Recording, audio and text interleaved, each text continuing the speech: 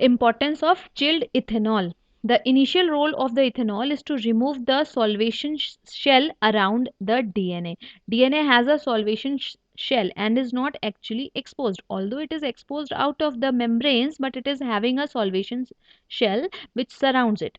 So the precipitation is not possible unless and until this shell is being removed. So this chilled ethanol helps in the precipitation of the DNA in a pellet form. Clear? So what will happen? Due to this, more and more amount of DNA will be extracted, and finally there will be an increase in the yield of DNA which has been extracted. So to increase the yield, what we are doing, actually we were adding twice. Ethanol was added twice, and every time, once the precipitated DNA was there, it was being um removed as a pellet or settled down as a pellet, but again we are adding chilled ethanol once again, so that if there is still any DNA which is left suspended in the supernatant is again settling down, thus thereby the yield of the DNA which was extracted will tremendously increase. This ethanol also serves to promote the aggregation of the DNA. They allow the DNA molecules to aggregate, to clump together to form a pellet. Clearly clear to all of you? Okay. Typically, what do we use? We use a 70% ethanol solution for precipitation of DNA. So this is important point. 70% ethanol is used. And how it increases the yield of the DNA?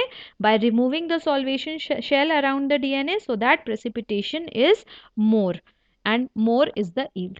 Clear? So I think this much is all clear to everyone. Moving forward to the importance of cesium chloride and ethidium bromide. Cesium chloride is a component which is used in centrifugation because it increases the density gradient, and then separating the DNA from other components become easy. So whenever we are centrifugating anything, we are adding certain component, like you have already studied.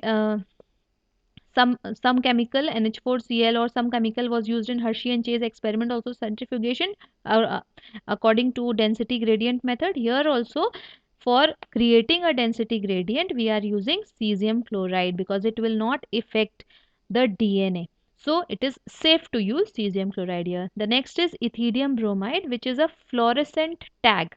Why we are using ethidium bromide? To give a fluorescent tag to visualize the DNA or RNA in the molecular laboratory. Here we have already digested RNA using RNAs. So what is left over is DNA. So we are tagging the DNA with these fluorescent dyes, fluorescent tags, so that when exposed to the UV light, they will fluoresce with an orange color. Okay, and DNA is very much sensitive to these tags, and they intensify almost 24 more.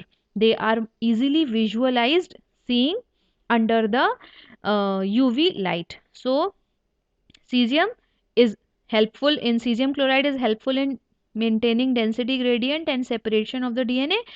Ethidium bromide is necessary for visualizing the DNA because they are giving a fluorescent tag, and when we see these DNA under the UV light, they will be seen as an orange color. So I think this much is enough for today. So we stop here and we will be continuing in our next class. Okay, thank you so much. All the best.